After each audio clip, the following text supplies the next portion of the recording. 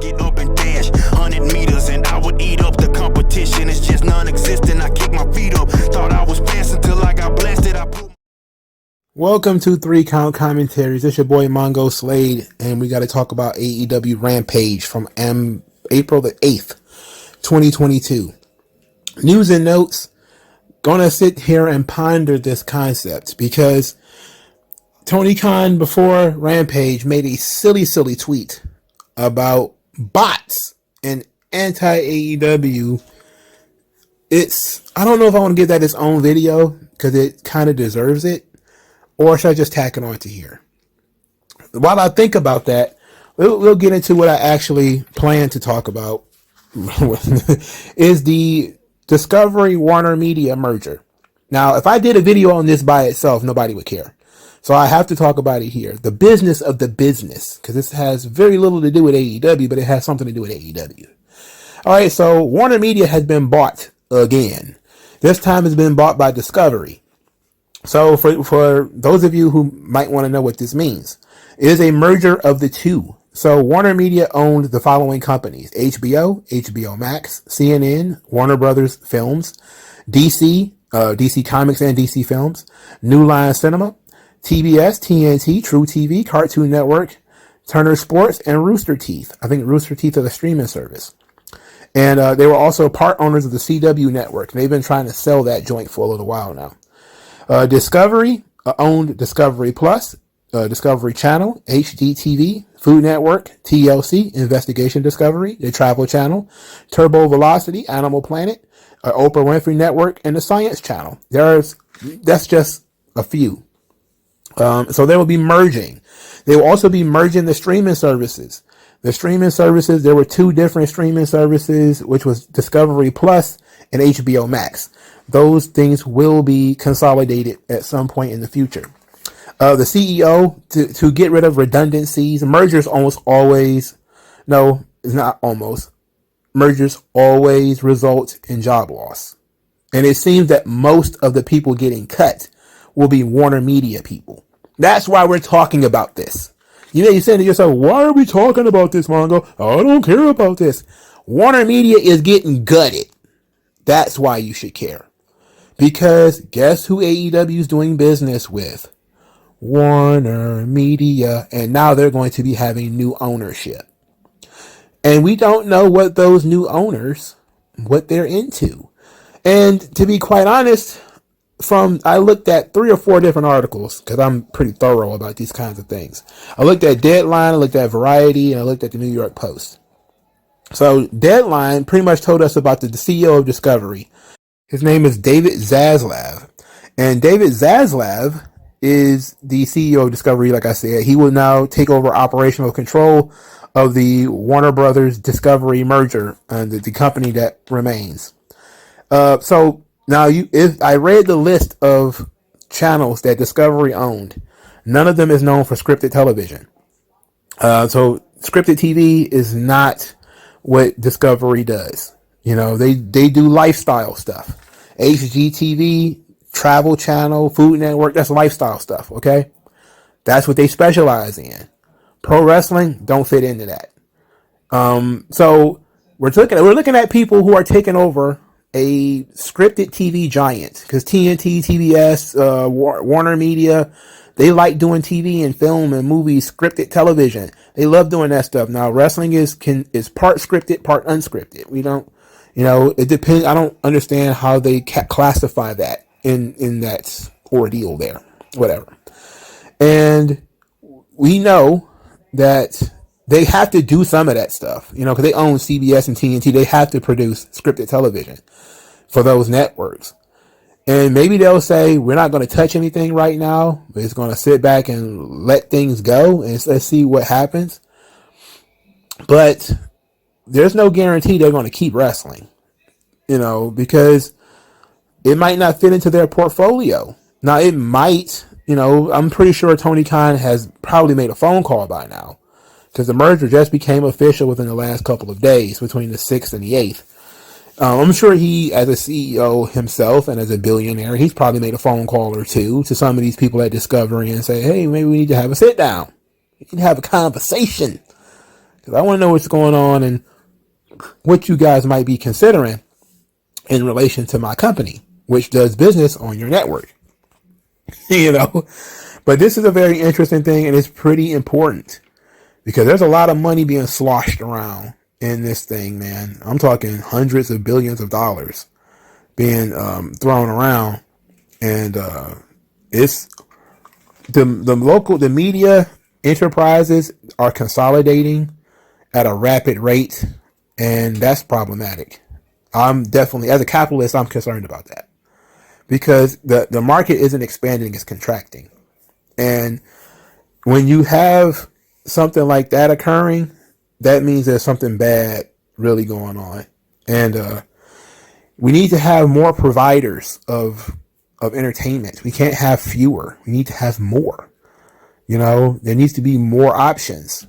If, Discovery owns 500 fucking networks, then we're in trouble. If Disney owns half the goddamn cable box, we got a problem. You can't have that. It's not a monopoly. So I'm not tripping like, oh, it's a monopoly. That's not a problem. I'm just saying is, if you wanted to, let's say, boycott Disney for, being groomers or whatever. I'm sorry. I don't know. I read the news sometimes.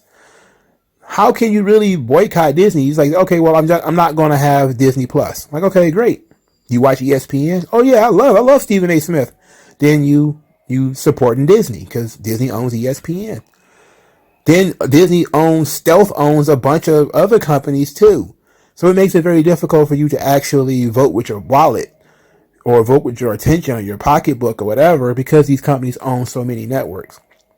So they're going to consolidate the streaming service. That ought to be, a great value for some people. And that's the reason why a lot of this consolidation is actually occurring, is because these people see that people are not going to be able to support all of these streaming networks. It's going to be impossible.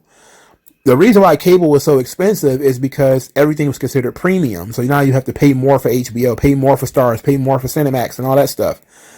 And now you're paying directly to the company. But now all of these different companies are saying, well, we got our own streaming services. You got to pay for Netflix, Hulu, Disney Plus, NBC, sometimes, and whatever else individually now, instead of as a package together. It's going to end up being more than when you was paying for cable. And that's a problem. But I'm off the wrestling tangent. Tony Khan needs to be making a phone call. He needs to see what's going on here, because he don't know what they're going to be doing for TBS or TNT and how AEW can fit into this.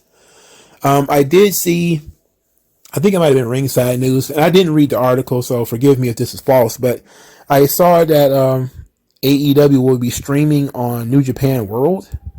So I did manage to look. I couldn't put bad information out there. I did look. They will be streaming on New Japan World.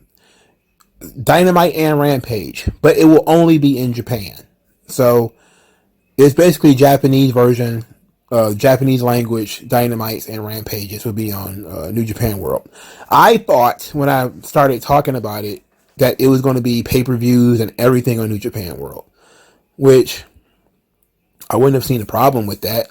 I thought that would probably been pretty good, because considering these two companies have so much overlap when it comes to their audience, I would have thought that would have been a really swell idea for them to rub noses in that way. But it seems like it's just going to be the two shows, and that's it. So you don't have to watch it through Fight TV, and if you're in Japan anymore, you can now get it through New Japan World. All right, so there that go. Now I've decided we're going to talk about Tony Khan's. We're going to talk about his comments. We got to talk about these comments because they're so ludicrous and they're so over the top that I really, this overshadowed the show to me. It's so ridiculous what he says. So at 1:00 in the afternoon, when you could be doing literally anything. If you're a son of a billionaire, you literally have nothing but time on your hands. I mean, sure, you have some work to do, but you have so many people around you all the time that you probably could be delegating tasks all day. Like, hey, go get me some water, go get me some coffee. You separate my blue M&Ms from the yellow M&Ms. You got all kinds of stuff that you could be doing. What is Tony Khan doing in the middle of the day? After he snorts a line of sugar, he goes on the internet and he says, quote, an independent study has confirmed that much of the staunch anti-AEW online community aren't real individuals. It's a staff running thousands of accounts plus an army of bots to signal boost them. Look closely. These aren't real people. Who'd pay for such a wildly expensive thing? Ever wonder why so much of the activity of these accounts is retweets and replies? Like, who actually has 80% of their activity as straight up retweets? Tony Khan is so delusional. He is so painfully delusional that he is believing that WWE is paying people to hate on AEW? Then what? Do you not watch your own product? Do you not watch your own product? Did you watch Rampage? Tony Khan, I know you say you edited the show. Did you watch Rampage? You aired the Lambert Scorpio Sky Sammy Guevara segment. It was taped and you aired it. And you telling me that people they're staunchly anti-AEW. They're just bots. Nah, there's no doubt in my mind that there are people who have multiple accounts on Twitter. That's obvious. There's people who have multiple Instagram accounts, and some people have a business account, they have a personal account. Some people have a serious account where they have friends and family, and they have their troll account or whatever the case may be. You know, some people have an account for their personal lives. Some people have an account for their YouTube channels or whatever the case may be. Yes, there are people who have more than one account. It is absolutely true that some people have more than one account, and they will sometimes tweet from both accounts. Sean Ross Sapp has 2 accounts. He runs the Fightful account, and sometimes he's running his own personal account. There's the same thing with other wrestling organizations where they have a group account and they have a personal account. Wrestlers have their own Twitter accounts. They'll have a burner account where they can go and tweet whatever they want. You know, then they have their verified blue check mark account. What he's talking about is in no way suspicious.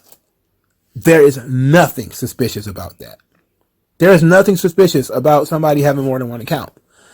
Now, an army of bots, now that's a little bit different. Now he's talking about straight up malice.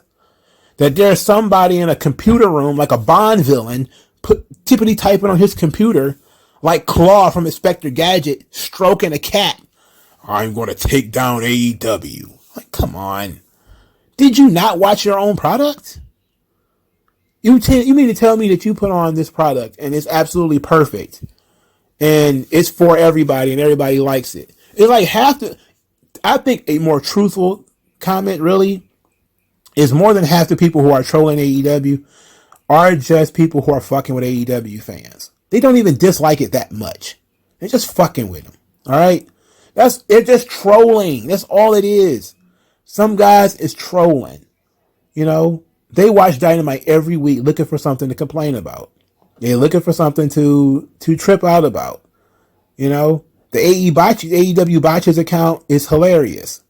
It's not a bot account. Yes, I know he has more than one. He probably has more than 3. But that's because you keep fucking doxing him and attacking his family and shit. So yeah, he probably has more than 3 accounts. But he's not a bot. He's a real person. It seems ridiculous. That's how you can dox him and threaten him, because he's a real person. That's how you can get his YouTube channel taken down, because he's a real person. Girl on Cinema is a real person. I am a real person. Other people who go after AEW are real people. I mean, I don't get it. Like, I get if some egg account, you know, first name, bunch of numbers pops up and they're dogging AEW and all of a sudden 600 people like their tweet. I get how that might be suspicious. But I don't see how that occurs. I don't see that occur that often. I don't see a lot of egg accounts popping up. Started within 2021 to 2022 or whatever, crushing it, and all they do is talk about AEW. That's not what I see. So what the fuck is he talking about? I don't know. Look, Tony Khan, he's cracking under the pressure. All right. I think this Warner Media merger, losing Cody, I think a lot of stuff is going on right now. The Jaguars being the shits. And, you got fans from pro wrestling, fans from football, fans from soccer, constantly in your DMs, tweeting at you, yelling at you about random stuff, how you book this guy, what you're going to do with the coaches and the quarterbacks and everything. It's got to be a lot. So you probably need to delegate tasks. Probably need to back away from some of this shit. Give somebody else some of the cash. Stop trying to keep it all for yourself, dickhead. They're independent study. I would like to see receipts then, because I can read a study. Receipts then, sir. Look it up yourself. Some people actually did look it up themselves, and all they got was that damn tweet. Damn independent research. Real independent research. Independent research my ass. Independently research how to book a fucking show. So you won't have Bryan Danielson versus Trent Beretta. So that was the first match on Rampage. William Regal said that Trent Beretta would be good if he didn't hang around half-wits all day. But he does hang around half-wits all day. I like the finish here. The finish was absolutely nasty. That neck crank, because we know that Trent Beretta just came back from a neck injury. That neck crank on the crossface was absolutely nasty. Really grimy stuff from Danielson, and I appreciated it. It's Bryan Danielson. Of course the match was okay. Hook is still being mute. The interviewer got pretty fucking annoying. I think he was eating. As Hook was leaving, Danhausen hopped out of the trash and tried to curse him again. I was just like, man, the heat for both of these guys. Remember, they were super hot for Danhausen. They were super hot for Hook. Both of those guys have been cooled off. Hook hasn't wrestled in weeks because they had him wrestling lower card guys and just destroying them. Now they kind of have burnt out instead of pushing them further and using them on Dynamite and everything and putting them in a storyline. They got him getting pointed at by Danhausen. I remember when Danhausen used to matter too. It's unfortunate. The Sammy Guevara, Dan Lamberts segment was an absolute train wreck. It was a disaster, bro. So let's start with Scorpio Sky. Scorpio Sky says he was waiting for somebody to step up after he got rid of the dreaded open challenge rule for the TNT title. So Dan Lambert started to talk, and then Sammy Guevara came out there. He flapped his gums for a while. I stopped paying attention. They got a bit of a tepid reaction, though. Sammy Guevara was one of those guys that the fans used to be super hot for. He's also been cooled off quite a bit. He says that Scorpio Sky is trying to make the belt. He's making the belt look like nothing. Then Dan Lambert says that the two of them, Sammy Guevara and Ty Conti, are PR disasters, are PR nightmares. They're absolute disasters, and parents don't want them around or something like that. Ethan Page, Scorpio Sky, Dan Lambert, they all talk about being parents and how they want to be good parents and good fathers and all this kind of stuff, and that Sammy Guevara, hanging around Sammy Guevara is bad for their image. Then Sammy Guevara gets a microphone and says, I don't give a shit about your kid. He's talking to Ethan Page. And I just looked at the screen. I looked away because I was like, man, I don't want to see this. And I looked at the screen and I said, who's the babyface in this situation? Sammy Guevara. Sammy Guevara just looked at a heel and said, I don't give a damn about your kids. I don't give a shit about your kids. And for starters, they were already cringe. Because oh my God. All they talk about is how Dan Lambert is old and crusty and he's an old asshole or whatever. And I was just like, oh no. This ain't working. This ain't working. This Sammy Guevara Tay Conti thing, it ain't got no juice. It seems like, look, Sammy Guevara already didn't have much in the way of charisma, and Tay Conti is beautiful. Man, she is bad. But her personality, almost non-existent. You know, she's just pretty girl. You know, pretty girl, no quirks. There's nothing about her other than she's pretty and foreign. He's got a hot foreign girlfriend. Good for him, but does that make me want to see him wrestle? No. I want to see your hot foreign girlfriend. Send me centerfolds. You know, she's got a nice ass. I can look at that on Twitter. I don't need to see her on TV. You know, this is not working. It's not working. It sucks. This is the worst. This is one of the worst segments they've ever aired on any show. This is awful. And it was uncoordinated.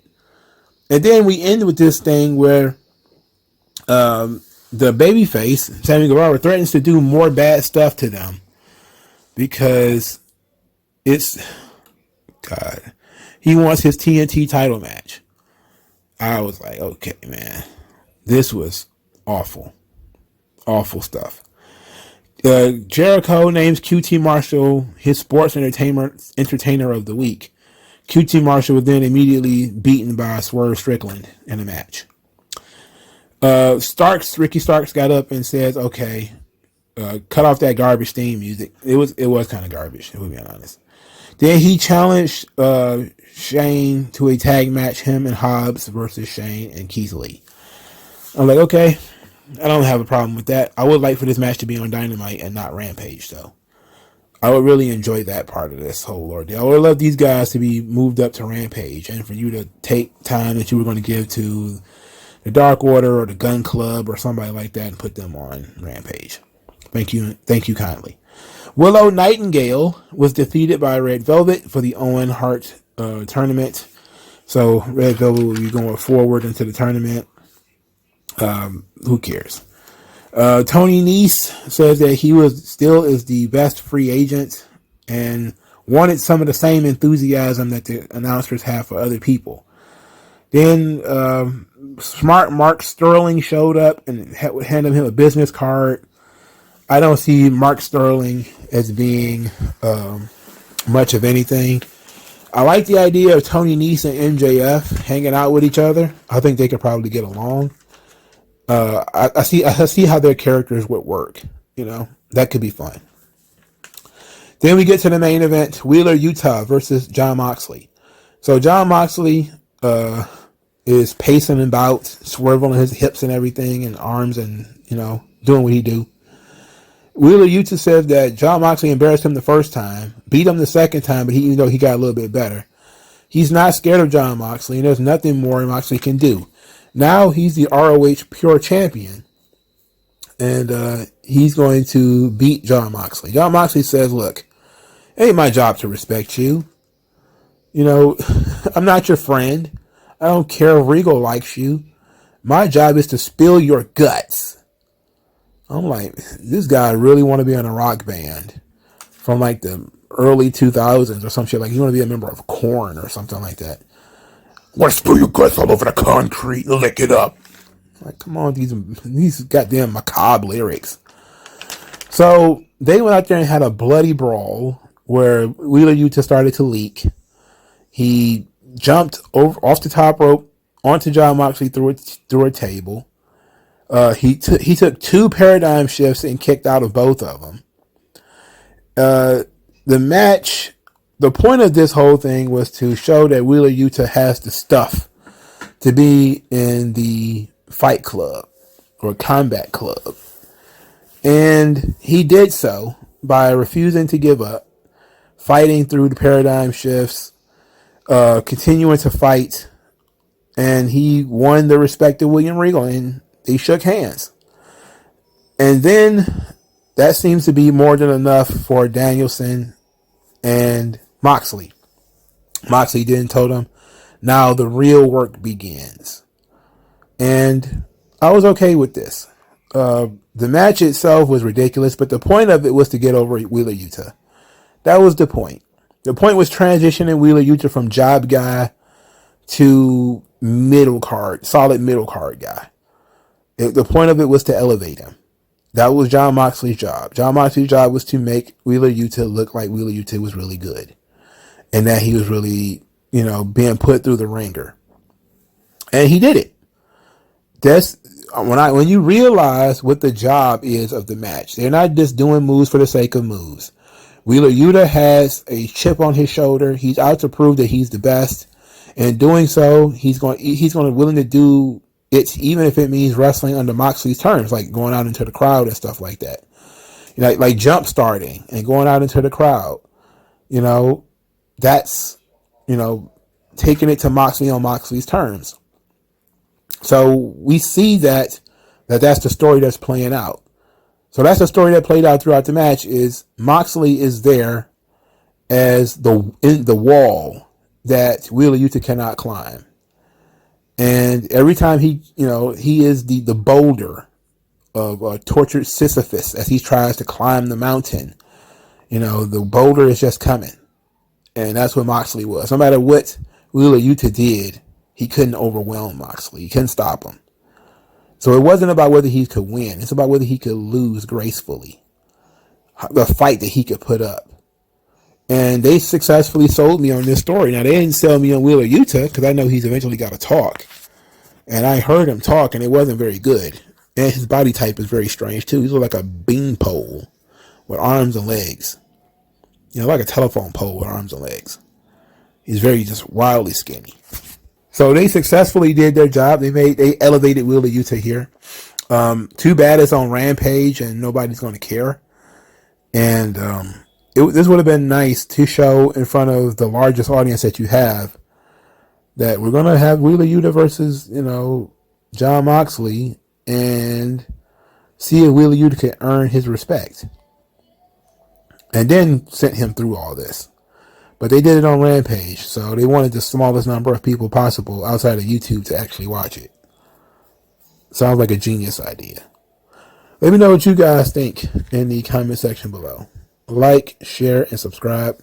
And I will definitely be talking to you guys later. Peace.